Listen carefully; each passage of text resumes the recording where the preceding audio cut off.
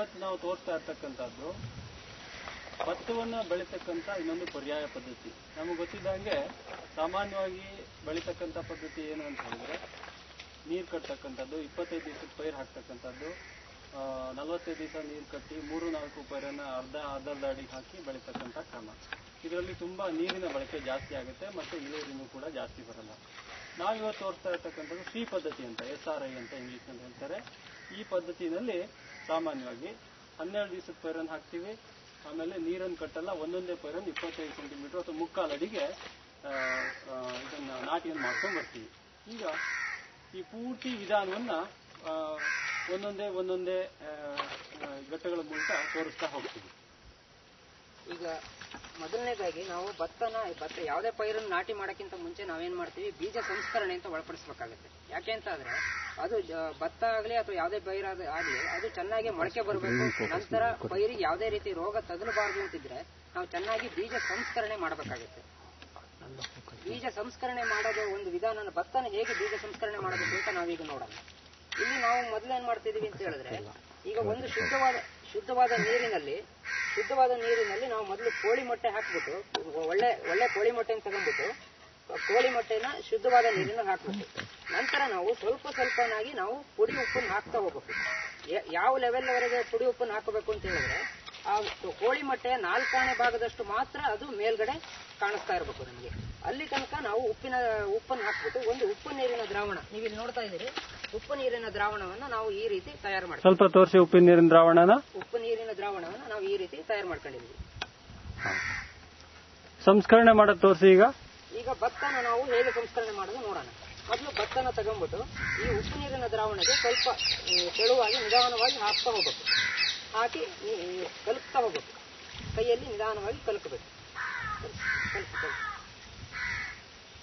ನಮಗೆ ಎಷ್ಟು ಅಗತ್ಯ ಇದೆಯೋ ಅಷ್ಟು ಭತ್ತವನ್ನು ಉಪ್ಪು ನೀರಿನ ದ್ರಾವಣದಲ್ಲಿ ಹಾಕ್ಬಿಟ್ಟು ಕ್ಲೀನಾಗಿ ಕಲಕ್ತಾ ಹೋಗ್ಬೇಕು. ಈಗ ನೀವು ನೋಡ್ತಾ ಇದ್ದೀರಿ, ಕಲಕ್ತಾ ಇರೋದು ನೋಡ್ತಾ ಇದ್ದೀರಿ. ಈ ರೀತಿ ಕಲಕದವಾಗ ಏನಾಗುತ್ತೆ ಅಂತ ಹೇಳಿದ್ರೆ, ಜೊಳ್ಳಾದ ಬೀಜಗಳು ಏನಿದಾವಲ್ಲ, ಭತ್ತದ ಜೊಳ್ಳಾದ ಬೀಜಗಳು, ಕಸ, ಈ ತರದವೆಲ್ಲ ಏನಾಗುತ್ತೆ ಮೇಲ್ಗಡೆ ತೇಲ್ತವೆ. ಒಳ್ಳೆಯ ಶುದ್ಧವಾದ ಬೀಜ ಏನಿರುತ್ತೆ, ಒಳ್ಳೆ ಮೊಳಕೆ ಬರೋಂಥ ಬೀಜಗಳು ಅಡಿಗಡೆ ಹೋಗಿ ಅಲ್ಲಿ ಕೂತ್ಕೊಳ್ತವೆ, ಪಾತ್ರೆಯ ತಳದಲ್ಲಿ ಹೋಗಿ ಕೂರ್ತವೆ. ಈಗ ಜೊಳ್ಳಾದ ಬೀಜವನ್ನ ನಿಧಾನವಾಗಿ ಮೇಲ್ಗಡೆ ತೆಗಿಬೇಕು. ಜೊಳ್ಳಾದ ಬೀಜವನ್ನ ತೆಗಿತಾ ಇದ್ದಾರೆ. ಈ ತರ ನೀವು ಸಂಸ್ಕರಣೆ ಮಾಡಬೇಕಾದ್ರೆ ಎಷ್ಟು ನಿಮಿಷ ಇಡಬೇಕು ಭತ್ತವನ್ನ ಈ ಉಪ್ಪಿನ ದ್ರಾವಣದಲ್ಲಿ? ಉಪ್ಪಿನ ದ್ರಾವಣವನ್ನು ಸುಮಾರು ಒಂದು 5ರಿಂದ 10 ನಿಮಿಷ ಇಟ್ಟರೆ ಸಾಕು. ಉಪ್ಪಿನ ದ್ರಾವಣದಲ್ಲಿ 5ರಿಂದ 10 ನಿಮಿಷ ಕೈ ಆಡಿಸ್ತಾ ಇರ್ತವಾಗ ಏನಾಗುತ್ತೆ ಅಂದ್ರೆ, ಜೊಳ್ಳಾದ ಬೀಜಗಳು ಮೇಲೆ ಬರ್ತವೆ, ಗಟ್ಟಿ ಬೀಜಗಳು ತಳದಲ್ಲಿ ಉಳಿತವೆ. ಜೊಳ್ಳಾದ ಬೀಜಗಳನ್ನು ನೀವು ಹೊರಗಡೆ ಚೆಲ್ಲಬೇಕು. ಒಳ್ಳೆ ಬೀಜಗಳನ್ನು ತೆಗೆದು ಈಗ ಮುಂದೆ ಮೊಳಕೆ ಕಟ್ಟೋದು ಹೆಂಗೆ ಅಂತ ತೋರಿಸಿ. ಈಗ ಒಳ್ಳೆ ಬೀಜಗಳನ್ನು ತಗೊಂಡ್ಬಿಟ್ಟು ಒಂದು ಶುದ್ಧವಾದ ಬಟ್ಟೆಯನ್ನು ತಗೊಬೇಕು. ನಂತರ ಒಳ್ಳೆಯ ಬೀಜನ ಮೊದಲು ಒಂದು 12 ಗಂಟೆ ಕಾಲ ನಾವು ನೀರಿನಲ್ಲಿ ನೆನೆ ಹಾಕಬೇಕು. ನೆನೆ ಹಾಕಿದ ಒಳ್ಳೆಯ ಬೀಜವನ್ನು ನಾವು ಈಗ ಬಟ್ಟೆಯಲ್ಲಿ ಮೊಳಕೆ ಕಟ್ತಾ ಇದ್ದೀವಿ. ಶುದ್ಧವಾದ ಬಟ್ಟೆಯಲ್ಲಿ ಮೊಳಕೆ ಕಟ್ತಾ ಇದ್ದೀವಿ. ಅದನ್ನ ಮೊದಲು ಉಪ್ಪು ನೀರಿನ ದ್ರಾವಣದಲ್ಲಿ ನಾವೇನು ಬೀಜ ಸಂಸ್ಕರಣೆ ಮಾಡಿರ್ತೀವೋ ಅದನ್ನ ಚೆನ್ನಾಗಿ ಶುದ್ಧವಾದ ನೀರಿನಲ್ಲಿ ತೊಳೆದ್ಬಿಟ್ಟು ಸುಮಾರು 12 ಗಂಟೆಗಳ ಕಾಲ ನಾವು ಅದನ್ನ ನೆನೆ ಹಾಕಬೇಕು. ಭತ್ತನ ನೆನೆ ಹಾಕ್ಬಿಟ್ಟು ನಂತರ ನೆನೆ ಹಾಕಿದ ಭತ್ತವನ್ನ ನಾವು ಬಟ್ಟೆಯಲ್ಲಿ ಮೊಳಕೆ ಕಟ್ತಾ ಇದ್ದೀವಿ. ಈ ರೀತಿ ಶುದ್ಧವಾದ ನೀರಿನಲ್ಲಿ ತೊಳೆಯಬೇಕು. 2ರಿಂದ 3 ಬಾರಿ ಈ ತರ ಶುದ್ಧವಾದ ನೀರಿನಲ್ಲಿ ತೊಳೆಯಬೇಕು.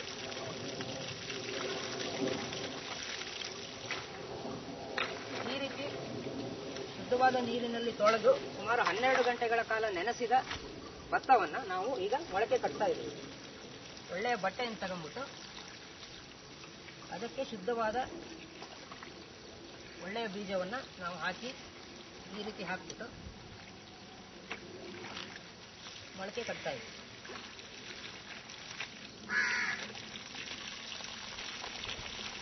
ಈ ತರ ಸಂಸ್ಕರಣೆ ಮಾಡಿ ನಂತರ ಒಳ್ಳೆ ನೀರಿನಲ್ಲಿ ತೊಳೆದು ಬಟ್ಟೆನಲ್ಲಿ ಈ ಬೀಜವನ್ನು ಕಟ್ಟಿದ ಮೇಲೆ ಎಷ್ಟು ಗಂಟೆಗಳ ಕಾಲ ಅಥವಾ ಎಷ್ಟು ದಿವಸಗಳ ಕಾಲ ಇದನ್ನ ನೀರಿನಲ್ಲಿ ನೀವು ನೆನೆಸಿಡಬೇಕು ಮೊಳಕೆ ಬರಲಿಕ್ಕೆ? ಮೊಳಕೆ ಬರೋದಕ್ಕೆ ನಾವು ಏನ್ ಮಾಡ್ತಾ ಇದೀವಿ, ಮೊದಲನೇದಾಗಿ ನಾವು ಶುದ್ಧವಾದ ಬಟ್ಟೆ ತಗೊಂಡ್ಬಿಟ್ಟು ಒಳ್ಳೆ ಬೀಜನ ಹಾಕಿದೀವಿ. ನಂತರ ಬಟ್ಟೆನ ನಾವು ಕಟ್ತಾ ಇದೀವಿ. ಈ ರೀತಿ ನಾವು ಬಟ್ಟೆನ ಕಟ್ಟಿಡ್ತೀವಿ. ಕಟ್ಟಿ ತಂಪಾದ ಸ್ಥಳದಲ್ಲಿ ಸುಮಾರು 48 ಗಂಟೆಗಳ ಕಾಲ ಇಟ್ಟುಬಿಟ್ರೆ ನಮಗೆ ಒಳ್ಳೆಯ ಮೊಳಕೆ ಬರುತ್ತೆ. ಭತ್ತದಲ್ಲಿ ನೀರಿನಲ್ಲಿ ನೆಲೆಸಬೇಕಾದ್ನ ಅಥವಾ ಸುಮ್ನೆ ಹಾಗೇನೆ ತಂಪು ಜಾಗದಲ್ಲಿ ಇಡಬೇಕಾ? ಇಲ್ಲ, ಅದು ಯಾವಾಗ್ಲೂ ನೀರಿನಲ್ಲಿ ನೆನೆಸ್ಬಿಟ್ಟು ಹೊರಗೆ ತೆಗೆದು ತಂಪಾದ ಜಾಗದಲ್ಲಿ ಇಡಬೇಕು. ಅಂದ್ರೆ ತೇವಾಂಶ ಯಾವಾಗ್ಲೂ ಇರಬೇಕು ಆ ಬೀಜದಲ್ಲಿ. ಎಷ್ಟು ದಿವಸ ನೆನೆಸಬೇಕು ನೀರಿನಲ್ಲಿ? ಸುಮಾರು 12 ಗಂಟೆಗಳ ಕಾಲ ನಾವು ನೀರಿನಲ್ಲಿ ನೆನೆಸಿಡಲೇಬೇಕಾಗುತ್ತೆ. ನೀರಿನಲ್ಲಿ ನೆನೆಸಿಟ್ಟ ನಂತರ ನಾವು ಮೊಳಕೆ ಕಟ್ಟಬೇಕು ನಾವು. ಸರಿ. ಈಗ ನೀವು ಈ ಮೊಳಕೆ ಎಷ್ಟು ದಿವಸಕ್ಕೆ ಬರುತ್ತೆ ಮೊಳಕೆ? ಅದು ಭತ್ತದಲ್ಲಿ ಸುಮಾರು 48 ಗಂಟೆಗಳ ಕಾಲ ನಾವು ಮೊಳಕೆ ಕಟ್ಟಿ 2 ದಿವಸದ ನಂತರ 2 ದಿವಸಗಳ ನಂತರ ನಮಗೆ ಮೊಳಕೆ ಬರುತ್ತೆ. ಮೊಳಕೆ ಬಂದಿದ್ದ ಬೀಜವನ್ನು ಸ್ವಲ್ಪ ತೋರಿಸ್ತೀರಾ ಹಾಗಾದ್ರೆ? ಈಗ ಇದು ಮೊಳಕೆ ಬಂದ ಬೀಜವನ್ನ ನೀವು ನೋಡಬಹುದು. 48 ಗಂಟೆಗಳ ಕಾಲ ಮೊಳಕೆ ಕಟ್ಟಿದ ನಂತರ ಈ ರೀತಿ ನಮಗೆ ಮೊಳಕೆ ಬರುತ್ತೆ. ನೀವು ಇಲ್ಲಿ ಮೊಳಕೆ ನೋಡ್ತಾ ಇದ್ದೀರಾ. ಇದು ಈಗ 48 ಗಂಟೆಗಳ ಕಾಲ ನಂತರ ಬಂದಿರತಕ್ಕಂತ ಮೊಳಕೆ ಬಂದಂತ ಬೀಜ, ಮೊಳಕೆ ಬಂದಂತ ಭತ್ತದ ಬೀಜ. ಇದನ್ನ ನೀವು ಬಿತ್ತನೆ ಮಾಡ್ಲಿಕ್ಕೆ ಉಪಯೋಗ ಮಾಡ್ತೀರಾ? ಸ್ವಲ್ಪ ಈಗ ಹಾಗಾದ್ರೆ ಸಸಿ ಮಡಿಕೆ ಮಾಡಿ ಬಿತ್ತನೆ ಮಾಡ್ತಕ್ಕಂಥದ್ದನ್ನು ಒಂದ್ ಸ್ವಲ್ಪ ತೋರಿಸೋಣ. ಈಗ ಸಸಿ ಮಡಿ ಮಾಡೋದು ಹೇಗೆ ಈ ಶ್ರೀ ಪದ್ಧತಿನಲ್ಲಿ ಅಂತ ಹೇಳಿ, ಸಸಿ ಮಡಿ ಮಾಡ್ಬೇಕಾದ್ರೆ ಗದ್ದೆಯನ್ನ ಹೇಗೆ ತಯಾರು ಮಾಡ್ಬೇಕು ಅಂತ ಒಂದ್ ಸ್ವಲ್ಪ ತೋರಿಸ್ಕೊಡಿ. ಈಗ ಮೊದಲನೇದಾಗಿ ನಾವು ಸಸಿ ಮಡಿ ಮಾಡ್ಬೇಕಾರೆ, ಭತ್ತದ ಸಸಿ ಮಡಿ ಮಾಡ್ಬೇಕಾರೆ, ಅದು ನಾವು ಶ್ರೀ ಪದ್ಧತಿ ಮಾಡ್ಬೇಕಾದ್ರೆ ಭತ್ತದ ಸಸಿ ಮಡಿಗೆ ಬಹಳ ನುಣುಪಾದ ಒಂದು ಕಂಡೀಷನ್ ಬೇಕಾಗುತ್ತೆ ಅಥವಾ ನುಣುಪಾದ ಒಂದು ವ್ಯವಸ್ಥೆ ಬೇಕಾಗುತ್ತೆ. ಅದಕ್ಕೆ 2 ರಿಂದ 3 ಬಾರಿ ಚೆನ್ನಾಗಿ ನೆಲವನ್ನು ಉಳುಮೆ ಮಾಡಿಬಿಟ್ಟು ನಂತರ ನಾವು ಚೆನ್ನಾಗಿ ಅಲ್ಲಿ ನೀವು ಕಾಣಿಸ್ತಾ ಇರೋದು ಕೊಟ್ಟಿಗೆ ಗೊಬ್ಬರ ತಗೊಳ್ಳಿ ರಘುವರೆ. ಕೊಟ್ಟಿಗೆ ಗೊಬ್ಬರನ ತಗೊಂಡ್ಬಿಟ್ಟು ಅದಕ್ಕೆ ಚೆನ್ನಾಗಿ ಎರಚಬೇಕು. ಇಲ್ಲಿ ಶ್ರೀ ಪದ್ಧತಿಗೂ ಮತ್ತೆ ನಾವು ಬೇರೆ ರೈತರ ಪದ್ಧತಿಗೂ ಮಾಡೋದ್ರಲ್ಲಿ ಗೊಬ್ಬರ ಹಾಕೋದ್ರಲ್ಲಿ ಏನ್ ವ್ಯತ್ಯಾಸ? ಗೊಬ್ಬರ ಬಹಳಷ್ಟು ಅಂತರ ಇದೆ. ಅಂದ್ರೆ ನಾವು ಮಾಮೂಲಿ ಪದ್ಧತಿಯಲ್ಲಿ ನಾವೇನ್ ಮಾಡ್ತೀವಿ ಅಂತ ಹೇಳಿದ್ರೆ ಸುಮಾರು ನಾಟಿ ಮಾಡೋದು 20 ರಿಂದ 25 ದಿವಸದ ಪೈರನ್ನು ನಾಟಿ ಮಾಡ್ತೀವಿ. ಆದ್ರೆ ಶ್ರೀ ಪದ್ಧತಿಯಲ್ಲಿ ಬರೀ 12 ದಿವಸದ ಸಣ್ಣ ಸಸಿಗಳನ್ನು ನಾಟಿ ಮಾಡೋದ್ರಿಂದ ಆ ಸಸಿಗಳಿಗೆ ಬಹಳ ಘಾಸಿ ಆಗುತ್ತೆ. ಆದ್ರಿಂದ ನಾವೇನ್ ಮಾಡ್ಬೇಕು ಅಂತ ಹೇಳಿದ್ರೆ ಸಸಿ ಮಡಿಗೆ ಚೆನ್ನಾಗಿ ಕೊಟ್ಟಿಗೆ ಗೊಬ್ಬರ ಬೆರೆಸ್ಕೊಂಡ್ಬಿಟ್ಟು ಒಳ್ಳೆ ಮೆದುವಾದ ಒಂದು ವ್ಯವಸ್ಥೆನ ನಾವು ಕಾಪಾಡ್ಕೊಂಡ್ ಬರ್ಬೇಕಾಗುತ್ತೆ. ಅದಕ್ಕೋಸ್ಕರ ಸಸಿ ಮಡಿಗೆ ಕೊಟ್ಟಿಗೆ ಗೊಬ್ಬರನ ಚೆನ್ನಾಗಿ ನಾವು ಬೆರೆಸ್ಬೇಕಾಗುತ್ತೆ. ಶ್ರೀ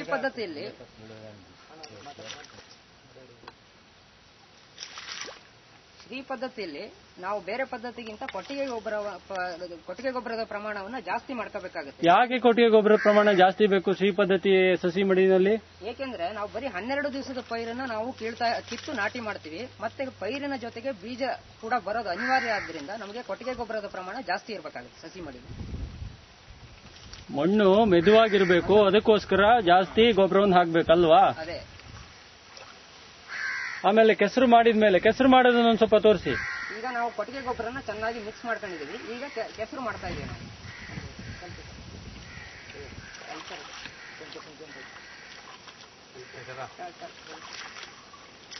ಈ ಸಸಿ ಮಡಿಕೆಗೆ ಬೇಕಾದಷ್ಟು ಗೊಬ್ಬರವನ್ನ ಮೊದಲೇ ಮಿಶ್ರಣ ಮಾಡ್ಕೊಂಡಿದ್ರಿ ಅಲ್ವಾ? ನಾವೀಗ ತೋರಿಸ್ತಾ ಇರ್ತಕ್ಕಂಥದ್ದು ಪ್ರಾತ್ಯಕ್ಷಿಕೆಗೋಸ್ಕರ ಈ ತರ ನಾವು ಒಂದ್ ಸ್ವಲ್ಪ ಗೊಬ್ಬರವನ್ನು ಜಾಸ್ತಿ ಹಾಕೋದನ್ನ ತೋರಿಸ್ತಾ ಇದೀವಿ. ಈಗಾಗಲೇ ರೈತರು ಇಲ್ಲಿ ಇದಕ್ಕೆ ಬೇಕಾದಷ್ಟು ಗೊಬ್ಬರವನ್ನು ಹಾಕೊಂಡು ಈ ತರ ಕೆಸರನ್ನು ಮಾಡ್ಕೊಂಡಿದ್ದಾರೆ. ಕೆಸರು ಮಾಡ್ಕೊಂಡು ಚೆನ್ನಾಗಿ ಮಟ್ಟವನ್ನು ಕೂಡ ಕಾದ್ಕೊಂಡಿದ್ದಾರೆ. ಒಳ್ಳೆ ಮಟ್ಟ ಕೂಡ ಇರ್ಬೇಕಾದ್ದು ಬಹಳ ಅವಶ್ಯಕ ಇದಕ್ಕೆ ಶ್ರೀ ಪದ್ಧತಿಗೆ. ಈಗ ಬಿತ್ತನೆ ಮಾಡೋದನ್ನ ಸ್ವಲ್ಪ ತೋರಿಸ್ಕೊಡಿ. ಈಗ ಕೆಸರು ಮಾಡಿರೋದು ಯಾವ ರೀತಿ ಕೆಸರು ಇರಬೇಕು ಅಂತ ಒಂದ್ ಸ್ವಲ್ಪ ತೋರಿಸ್ತೀರಾ?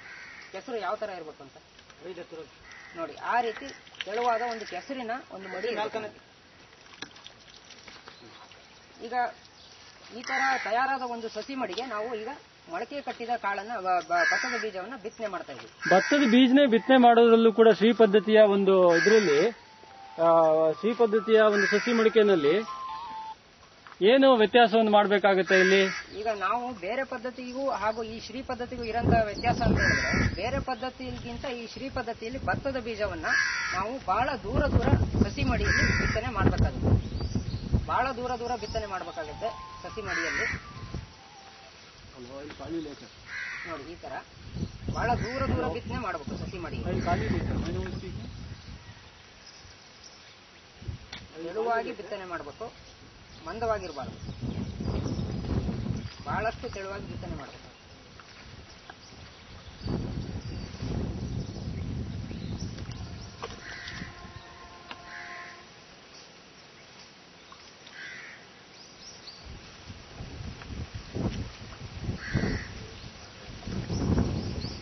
ದೂರ ಬಿತ್ತನೆ ಆಗ್ಬೇಕಲ್ವೇನ್ರಿ?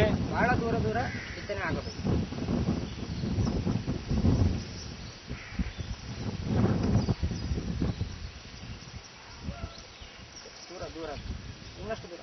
ಈ ಬಿತ್ತನೆ ಆದ್ಮೇಲೆ ನಾವು ಇನ್ನು ಬರ್ತಕ್ಕಂತ ಇನ್ನು ಮುನ್ನ 12 ದಿವಸಗಳಲ್ಲಿ ಈ ಸಸಿ ಮಡಿಯ ನಿರ್ವಹಣೆಯನ್ನು ಹೇಗೆ ಮಾಡಬೇಕು, ನೀರನ್ನು ಎಷ್ಟು ಕಟ್ಟಬೇಕು, ಹೇಗೆ ಅಂತ ಸ್ವಲ್ಪ ಹೇಳಿ.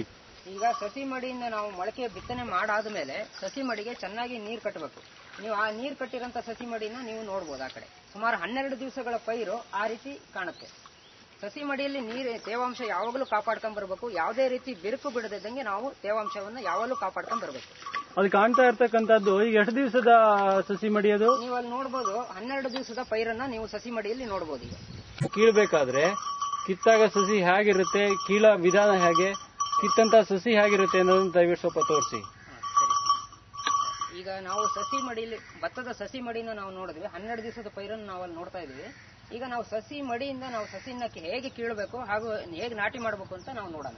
ಮೊದಲನೇದಾಗಿ ಭತ್ತದ ಪೈರನ್ನು ಕೀಳ್ಬೇಕಾದ್ರೆ 12 ದಿವಸದ ಪೈರಾದ್ರಿಂದ ಬಹಳ ಜೋಪಾನವಾಗಿ ಆ ರೀತಿ ಮಣ್ಣು ಸಮೇತ ನಾವು ಪೈರನ್ನ ಕೀಳಬೇಕು. ಮಣ್ಣು ಸಮೇತ ನಾವು ಪೈರನ್ನು ಕೀಳಬೇಕು. ನೀವು ಕಿತ್ತಿರಂತ ಪೈರನ್ನು ನೋಡ್ತಾ ಇದ್ದೀರಾ, ಅದನ್ನ ನಾಟಿ ಮಾಡೋ ಜಾಗಕ್ಕೆ ನಾವು ನಂತರ ತಗೊಂಡೋಗ್ಬೋದು. ಆಮೇಲೆ ಕಿತ್ತಂತ ಸಸಿ ಹೇಗಿರುತ್ತೆ? ಈಗ ಕಿತ್ತಂತ ಸಸಿನ ನೀವು ಇಲ್ಲಿ ನೋಡ್ತಾ ಇದ್ದೀರಾ. ಈ ಕಿತ್ತಂತ ಸಸಿಲಿ ಯಾವಾಗಲೂ ಬೀಜ ಜೊತೆಯಾಗೇ ಇರಬೇಕು. ಹಾಗೂ ಯಾವುದೇ ಕಾರಣಕ್ಕೂ ಈ ರೀತಿ ಸಸಿ ಪೈರನ್ನ ನಾವು ತೊಳಿಬಾರ್ದು. ಅದ್ರ ಜೊತೆ ಕೆಸರು ಕೂಡ ಅಂಟ್ಕೊಂಡಿರ್ಬೇಕು, ಭತ್ತದ ಬೀಜ ಕೂಡ ಅಂಟ್ಕೊಂಡಿರ್ಬೇಕು. ಈ ರೀತಿ ಬೀಜ ಕೂಡ ಜೊತೆಯಾಗೇ ಬರಬೇಕು. ಇಂಥ ಪೈರನ್ನ ನಾವು 12 ದಿವಸದ ಪೈರನ್ನ ನಾವು ಶ್ರೀ ಪದ್ಧತಿಯಲ್ಲಿ ನಾಟಿಗೆ ಉಪಯೋಗಿಸಬಹುದು. ಈಗ ನೋಡಿ, ನಿಮ್ಮ ಇದನ್ನ ಪೈರನ್ನು ಕಿತ್ತಾಗ ಪೈರಿನ ಜೊತೆಗೆ ಸಿಪ್ಪೆ ಬರೋದು ಒಂದಾಯ್ತು. ಎರಡನೇದು ಆ ಒಂದು ಬೇರಿನ ಜೊತೆಗೆ ಏನ್ ಬರಬೇಕು? ಬರೇ ಬೇರೆ ಬರ್ತಾ ಇರ್ಬೇಕಾ ಬೇರಿನ ಜೊತೆಗೆ? ಇಲ್ಲ, ಬೇರಿನ ಜೊತೆ ನಮಗೆ ಮಣ್ಣು ಕೂಡ ಅನಿವಾರ್ಯವಾಗಿ ಬೇಕೇ ಬೇಕು. ಕೆಸರು ಮಾಡ್ಬೇಕಾದ್ರೆ ಕೆಸರು ಕೂಡ ಬೇಕೇ ಬೇಕು. ತೆಗಡಿಂದ ಕೀಳ್ತಕ್ಕಂಥದ್ದು ಒಂದು ಕ್ರಮ ಆದ್ರೆ, ಹಾಗೇನೆ ಕೈಯಿಂದನೂ ಕೀಳ್ಬೋದು. ಅದನ್ನೊಂದು ಸ್ವಲ್ಪ ತೋರಿಸಿ, ಹಾಗೇನೆ ಕೈಯಿಂದ ಸೂಕ್ಷ್ಮವಾಗಿ ಹೇಗೆ ಕೀಳ್ಬೇಕು ಅಂತ. ಈಗ 12 ದಿವಸದ ಪೈರನ್ನ ಸೂಕ್ಷ್ಮವಾಗಿ ಬೀಜ ಕೂಡ ಸಮೇತ ಬರಂಗೆ, ಕೆಸರು ಕೂಡ ಜೊತೆಯಾಗಿ ಬರಂಗೆ ಹೇಗೆ ಕೀಳೋದು ಅಂತ ತೋರಿಸ್ತಾ ಇದೆ. ಅದನ್ನ ಸ್ವಲ್ಪ ಗಿಡಗಳನ್ನ ತೋರಿಸಿ ನೋಡೋಣ ರಘು. ಈಗ ನೀವಲ್ಲಿ ನೋಡ್ಬೋದು, ಬೀಜ ಹಾಗೂ ಕೆಸರು ಕೂಡ ಜೊತೆಯಾಗೇ ಇದೆ. ನೀವು ಅಲ್ಲಿ ನೋಡ್ಬೋದು ಸಸಿಗಳಲ್ಲಿ. ಯಾವುದೇ ಕಾರಣಕ್ಕೂ ಈ ತರ ಏನು ಬೇರಿಗೆ ತೊಂದರೆ ಆಗದಂಗೆ, ಅದು ಕಟ್ಟಾಗದಂಗೆ ಸೂಕ್ಷ್ಮವಾಗಿ ಈ ತರ ಗಿಡಗಳನ್ನ ಕಿತ್ಕೋಬೇಕು. ಮುಖ್ಯವಾಗಿ ರೈತರು ಯಾವ ತರ ಕಿತ್ಕೋಬೇಕು ಅಂತಂದ್ರೆ, ಈ ತರ ಈ ತೋರಿಸ್ದಂಗೆ ತಗಡಿಂದ ತೆಗೆದಿರ್ಬೋದು ಅಥವಾ ಕೈಯಿಂದ ತೆಗೆದಿರ್ಬೋದು. ಗಿಡಗಳಿಗೆ ತೊಂದರೆ ಆಗದಂಗೆ ಅದ್ರ ಬೇರುಗಳು ಯಾವುದೇ ಕಾರಣಕ್ಕೂ ಅದಕ್ಕೆ ಘಾಸಿ ಆಗದಂಗೆ ತೆಗಿತಕ್ಕಂಥದ್ದು ಮುಖ್ಯ. ಅದು ರೈತರಿಗೆ ಬಿಟ್ಟಂತ ವಿಷಯ. ಈಗ ಅದನ್ನ ಹೇಗೆ ನಾಟಿ ಮಾಡಬೇಕು ಅನ್ನೋದನ್ನ ಹಾಗೆ ತೋರಿಸಿ. ಈಗ ಕಿತ್ತಂತ ಪೈರನ್ನ ನಾವು ಮೊದಲನೇದಾಗಿ ನಾಟಿಗೆ ಸಿದ್ಧವಾದ ಜಮೀನಿಗೆ ನಾವು ತಗೊಂಡು ಹೋಗ್ಬೇಕು. ಇಲ್ಲಿ ಸಿ ಪದ್ಧತಿನಲ್ಲಿ ನೀವು ಹೇಗೆ ಭೂಮಿಯನ್ನ ತಯಾರು ಮಾಡಬೇಕು ಅಂತ ಒಂದು ಸ್ವಲ್ಪ ತೋರಿಸಿ. ಈಗ ಮೊದಲನೇ ಹೇಳಿದಾಗೆ ಸಸಿ ಮಡಿಗೆ ಯಾವ ರೀತಿ ನಾವು ಶುದ್ಧವಾದ ಒಳ್ಳೆ ಭೂಮಿಯನ್ನು ತಯಾರು ಮಾಡ್ತೀವೋ, ಅದೇ ರೀತಿ ಮುಖ್ಯವಾದ ಭೂಮಿಯನ್ನು ಎಲ್ಲಿ ನಾಟಿ ಮಾಡ್ತೀವೋ ಅಲ್ಲಿ ಕೂಡ ನಾವು ಮುಖ್ಯವಾದ ಭೂಮಿಯನ್ನು ಚೆನ್ನಾಗಿ ತಯಾರು ಮಾಡಬೇಕು. 2 ರಿಂದ 3 ಬಾರಿ ಚೆನ್ನಾಗಿ ಉಳುಮೆ ಮಾಡಿಬಿಟ್ಟು ನಂತರ ಒಳ್ಳೆ ಕೊಟ್ಟಿಗೆ ಗೊಬ್ಬರನ ಸೇರಿಸ್ಕೊಂಡ್ಬಿಟ್ಟು ಚೆನ್ನಾಗಿ ಕೆಸರು ಮಾಡಬೇಕು. ಅಲ್ಲಿ ಕೆಸರನ್ನ ನೀವು ನೋಡ್ತಾ ಇದ್ದೀರಿ, ಯಾವ ರೀತಿ ಕೆಸರು ಇದೆ ಅಂತ ನೋಡ್ತಾ ಇದ್ದೀರಿ. ಅದೇ ರೀತಿ ಜಮೀನು ಬಹಳ ಮಟ್ಟವಾಗಿರ್ಬೇಕು. ಯಾವುದೇ ರೀತಿ ತಗ್ಗು ದಿಣ್ಣೆಗಳ ಪ್ರದೇಶ ಇರಬಾರ್ದು. ಈಗ ನಾಟಿ ಮಾಡೋದನ್ನ ಒಂದು ಸ್ವಲ್ಪ ತೋರಿಸ್ಕೊಡಿ. ನಾಟಿ ಮಾಡಬೇಕಾದ್ರೆ ಅಂತರವನ್ನು ಎಷ್ಟು ಕಾಪಾಡಬೇಕು ಇದರಲ್ಲಿ ಶ್ರೀ ಪದ್ಧತಿನಲ್ಲಿ? ಈಗ ಶ್ರೀ ಪದ್ಧತಿ ನಾಟಿಯಲ್ಲಿ ನಾವು ಒಂದೊಂದೇ ಪೈರನ್ನ ಸುಮಾರು 3/4 ಅಡಿ ಅಥವಾ 25 ಸೆಂಟಿಮೀಟರ್ ಅಂತರದಲ್ಲಿ ನಾವು ನಾಟಿ ಮಾಡಬೇಕು. ಸಾಲಿಂದ ಸಾಲಿಗೂ 25 ಸೆಂಟಿಮೀಟರ್ ಹಾಗೂ ಗಿಡದಿಂದ ಗಿಡಕ್ಕೂ 25 ಸೆಂಟಿಮೀಟರ್ ಅಂತರ ಇರಬೇಕು. ಎಷ್ಟೆಷ್ಟು ಗಿಡಗಳನ್ನ ಒಂದೊಂದು ಕಡೆಗೆ ನಾಟಿ ಮಾಡಬೇಕು? ನಾವು ಒಂದೊಂದು ಗುಳಿಗೆ ಕೇವಲ ಒಂದೊಂದೇ ಪೈರನ್ನು ನಾಟಿ ಮಾಡಬೇಕು. ಯಾವುದೇ ಕಾರಣಕ್ಕೂ ಪೈರಿನ ಸಂಖ್ಯೆ ಜಾಸ್ತಿ ಆಗಬಾರದು. ಅಲ್ಲಿ ನೋಡ್ತಾ ಇದ್ದೀರಿ, 3/4 ಅಡಿಯ ಒಂದು ಕೋಲನ ಅಳತೆಯನ್ನು ಇಟ್ಕೊಂಡ್ಬಿಟ್ಟು ಅಲ್ಲಿ ನಾಟಿ ಮಾಡ್ತಾ ಇದ್ದಾರೆ. ಇಲ್ಲಿ ನಾವಿಲ್ಲಿ ಯಾಕೆ ಕೋಲನ್ನು ಇಟ್ಟು ತೋರಿಸ್ತಾ ಇದೀವಿ ಅಂತ ಹೇಳಿದ್ರೆ, 3/4 ಅಡಿ ಅಥವಾ 25 ಸೆಂಟಿಮೀಟರ್ ಬರಬೇಕು ಅಂತಕ್ಕಂಥದ್ದು ಇಲ್ಲಿ ತಂತ್ರಜ್ಞಾನದ ಮುಖ್ಯ ಅಂಶ. ಆದ್ರೆ ರೈತರು ಮುಖ್ಯವಾಗಿ ಏನ್ ಮಾಡ್ಬೋದು ಅಂತ ಹೇಳಿದ್ರೆ, ಈಗ ಅರ್ಧ ಅಡಿ ಹಾಕೋದು ಗೊತ್ತಿರುತ್ತೆ, ಹಾಗೆ 3/4 ಅಡಿ ಹಾಕೋದನ್ನು ಕೂಡ ಅವ್ರು ಅಭ್ಯಾಸ ಮಾಡ್ಕೊಂಡ್ರೆ ಕೋಲಿನ ಅವಶ್ಯಕತೆ ಇಲ್ಲದೆ, ಟೇಪಿನ ಅವಶ್ಯಕತೆ ಇಲ್ಲದೆ 3/4 ಅಡಿಗೆ ಒಂದೊಂದು ಗಿಡವನ್ನು ಹಾಕ್ತಕ್ಕಂಥದ್ದನ್ನ ಅಭ್ಯಾಸ ಮಾಡ್ಕೋಬಹುದು. ಮೊದಲು ಸ್ವಲ್ಪ ಈ ತರ ತೊಂದರೆ ಆಗುತ್ತೆ. ಆಮೇಲೆ 3/4 ಅಡಿ ಎಷ್ಟು ಅಂತ ಗೊತ್ತಾದ್ಮೇಲೆ ರೈತರು ಹಾಗೇನೆ ಯಾವುದೇ ತರದ ಕೋಲು ಅಥವಾ ಟೇಪಿನ ಅವಶ್ಯಕತೆ ಇಲ್ಲದೇನೆ ನಾಟಿಯನ್ನ ಮಾಡ್ಕೊಂಡು ಹೋಗ್ತಕ್ಕಂಥದ್ದನ್ನ ಅಭ್ಯಾಸ ಮಾಡ್ಕೋಬಹುದು. 2ನೇ ಸಾಲನ್ನು ಹಾಗೆ ಮಾಡಿ ತೋರಿಸಿ ಸ್ವಲ್ಪ ರಘು. ಮೊದಲನೇ ಸಾಲು ನಾಟಿ ಆಗ್ತಾ ಇದೆ. ಈಗ 2ನೇ ಸಾಲಿಗೆ ಅದೇ ರೀತಿ ಸಾಲಿಂದ ಸಾಲಿಗೆ ನಮಗೆ 3/4 ಅಡಿಯ ಒಂದು ಅಳತೆ ಇಟ್ಕೊಂಡ್ಬಿಟ್ಟು ನಾಟಿ ಮಾಡಿ.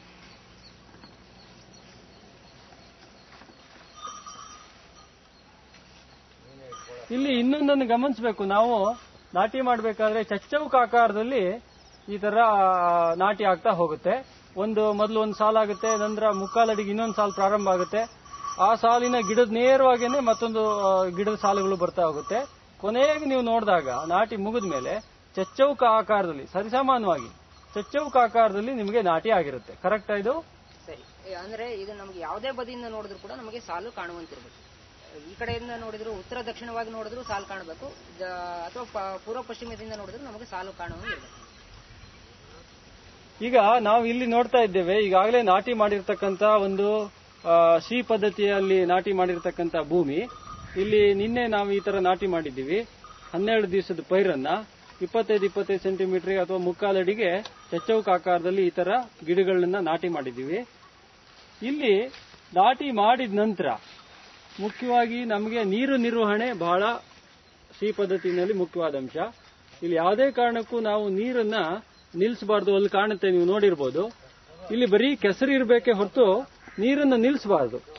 ನಾವು ಸಾಮಾನ್ಯ ಪದ್ಧತಿ ಒಳಗೆ ನೀರನ್ನು ನಿಲ್ಲಿಸ್ತೀವಿ, 45-50 ದಿವಸದವರೆಗೆ 2 ಇಂಚು ನೀರನ್ನು ನಿಲ್ಲಿಸ್ತೀವಿ.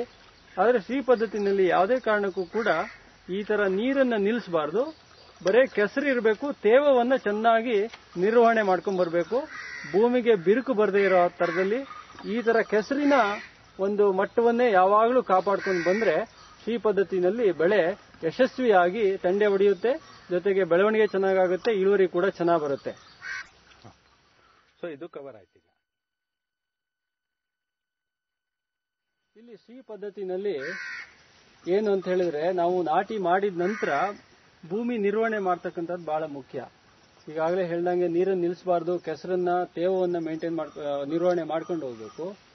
ಮತ್ತೆ ಒಂದನ್ನು ಗಮನಿಸಬೇಕು, ಸುಮಾರು 25-30 ದಿವಸ ಈ ಸಿ ಪದ್ಧತಿನಲ್ಲಿ ಮಾಡಿರ್ತಕ್ಕಂಥ ಭತ್ತ ಅಷ್ಟೇ ಕುಂಠಿತವಾಗಿ ಕಾಣ್ತಾ ಇರುತ್ತೆ, ಜೋರಾಗಿ ರಭಸವಾಗಿ ಬೆಳವಣಿಗೆ ಆಗಿರೋದಿಲ್ಲ. ಯಾಕೆಂತ ಹೇಳಿದ್ರೆ ನಾವು ಬರೀ 12-13 ದಿವಸದ ಗಿಡಗಳನ್ನ ಹಾಕೋದ್ರಿಂದ ಅವು ಮೊದಲ 25-30 ದಿವಸ ಅಷ್ಟೊಂದು ರಭಸವಾದಂತಹ ಬೆಳವಣಿಗೆ ಕಾಣದೇ ಇರೋದ್ರಿಂದ ಕುಂಠಿತವಾಗಿದೆಯೇನೋ ಅಂತ ಅನಿಸ್ತಾ ಇರುತ್ತೆ. ಹಾಗಾಗಿ ನಿರಾಶರಾಗಿ ರೈತರು ಇದು ಸರಿ ಇಲ್ಲ ಪದ್ಧತಿ ಅಂತ ಹೇಳಿ ಉತ್ತಾಕ್ತಕ್ಕಂಥ ಕೆಲಸವನ್ನು ಮಾಡೋ ಅವಶ್ಯಕತೆ ಇಲ್ಲ. ಈಗ ನಾವು ತೋರಿಸಿದಂಗೆ ಎಲ್ಲ ವಿಧಾನಗಳನ್ನು ಸೂಕ್ಷ್ಮ ಗಮನಿಸಿ ಮಾಡಿದ್ರೆ 25 ದಿವಸದ ನಂತರ ಗಿಡಗಳ ಬೆಳವಣಿಗೆ ಒಂದೇ ಸತಿ ರಭಸವನ್ನು ವೇಗವನ್ನು ಪಡ್ಕೊಳ್ಳುತ್ತೆ, ತಂಡೆ ಹೊಡೆಯೋದು ಜಾಸ್ತಿ ಆಗುತ್ತೆ. ಅದರ ಮೂಲಕ ನಿಮಗೆ ನಂತರ ಅದರ ಬೆಳವಣಿಗೆ ಎಷ್ಟು ಚೆನ್ನಾಗಿದೆ ಅನ್ನೋದು ಗೊತ್ತಾಗುತ್ತೆ. ಎರಡನೇ ವಿಷಯ, ಇದು ಸೂಕ್ಷ್ಮವಾಗಿ ಮಾಡಬೇಕಾಗಿರ್ತಕ್ಕಂಥ ಒಂದು ಪದ್ಧತಿ ಆಗಿದ್ರಿಂದ ರೈತರು ಮೊದಲನೇ ಬಾರಿ ಮಾಡಬೇಕಾದ್ರೆ ದೊಡ್ಡ ಮಟ್ಟದಲ್ಲಿ ಮಾಡ್ಲಿಕ್ಕೆ ಹೋಗಬಾರ್ದು. ಸಾಮಾನ್ಯವಾಗಿ ನಾವು ಹೇಳ್ತೀವಿ ಅದಕ್ಕೆ ಒಂದು ಗುಂಟೆನಲ್ಲಿ ಪ್ರಯೋಗ ಮಾಡಿ ಅಂತ ಹೇಳಿ. ಇದು ಯಾತಕ್ಕೆ ಅಂತ ಹೇಳಿದ್ರೆ, ಇದು ಮಾಡ್ತಕ್ಕಂಥ ಕ್ರಮದಲ್ಲಿ ಸೂಕ್ಷ್ಮತೆ ಇರೋದ್ರಿಂದ ಏನೇನು ಕಷ್ಟಗಳಿದೆ, ನಮಗೆ ಇದಕ್ಕೆ ಎಷ್ಟು ಪದ್ಧತಿಯಲ್ಲಿ ನಾವು ಸೂಕ್ಷ್ಮ ಗಮನಿಸಿ ಮಾಡಬೇಕು ಅನ್ನೋದು ಅನುಭವ ಪಡ್ಕೊಳ್ಳಿಕ್ಕೋಸ್ಕರ ಮೊದಲನೇ ಬಾರಿ ಬರೇ 1 ಗುಂಟೆನಲ್ಲಿ ರೈತರು ಮಾಡಿ ಪ್ರಯೋಗ ಮಾಡಿ ಅದನ್ನ ಅನುಭವ ಪಡ್ಕೊಂಡು ನಂತರ ಮರು ವರ್ಷ ರೈತರು ತಮಗೆ ಬೇಕಾದಷ್ಟು ದೊಡ್ಡ ಜಾಗದಲ್ಲಿ ಮಾಡ್ಕೊಂಡು ಹೋಗ್ಬೋದು. ಪ್ರಯೋಗ ಯಾವಾಗಲೂ ಅಷ್ಟೇನೆ ಮಾಡಬೇಕಾದ್ರೆ ಅವರು ಸಣ್ಣ ಪ್ರಮಾಣದಲ್ಲಿ 1 ಗುಂಟೆನಲ್ಲಿ ಮಾಡಬೇಕು. ಎರಡನೇದು, ಕೆಲವೊಂದಿಷ್ಟು ಭೂಮಿನಲ್ಲಿ ಕಳೆ ಇರತಕ್ಕಂಥ ಭೂಮಿನಲ್ಲಿ ಈ ಸಿ ಪದ್ಧತಿಯಲ್ಲಿ ಕಳೆಗಳು ಒಮ್ಮೊಮ್ಮೆ ಜಾಸ್ತಿ ಆಗುತ್ತೆ. ಯಾಕೆಂದ್ರೆ ನಾವು ನೀರು ನಿಲ್ಲಿಸದೇ ಇರೋದ್ರಿಂದ ಅವಾಗ ನಾವು ಕಳೆಯನ್ನ ತೆಗಿಲಿಕ್ಕೆ ಮಷಿನ್ ಅನ್ನು ಉಪಯೋಗ ಮಾಡಿಕೊಂಡು ಕಳೆಯನ್ನ ತೆಗಿತಕ್ಕಂಥ ಕೆಲಸ ಮಾಡಿಕೊಂಡ್ರೆ ನಮಗೆ ಸಿ ಪದ್ಧತಿಯಲ್ಲಿ ಬೆಳೆ ಬಹಳ ಚೆನ್ನಾಗಿ ಬರುತ್ತೆ. ಇನ್ನೊಂದು, ನಾವು ಈಗೆಲ್ಲ ಪ್ರಯೋಗ ಮಾಡಿದ್ರಲ್ಲಿ ಗಮನಿಸಿದೀವಿ, ನಮ್ಮ ಸಾಮಾನ್ಯ ಪದ್ಧತಿಯಲ್ಲಿ ನೀರು ನಿಲ್ಲಿಸ್ತಕ್ಕಂಥ ಪದ್ಧತಿಯಲ್ಲಿ 10-15 ಕ್ವಿಂಟಾಲ್ ಎಕರೆಗೆ ಬಂದ್ರೆ ಸಿ ಪದ್ಧತಿಯಲ್ಲಿ 25-30 ಕ್ವಿಂಟಾಲ್ವರೆಗೂ ಕೂಡ ನಾವು ಇಳುವರಿಯನ್ನ ಪಡ್ಕೋಬಹುದು. ಈ ಕೃಷಿಯನ್ನ ಮಾಡ್ಕೊಳ್ಳೋದಕ್ಕೆ ಜಮೀನುಗಳ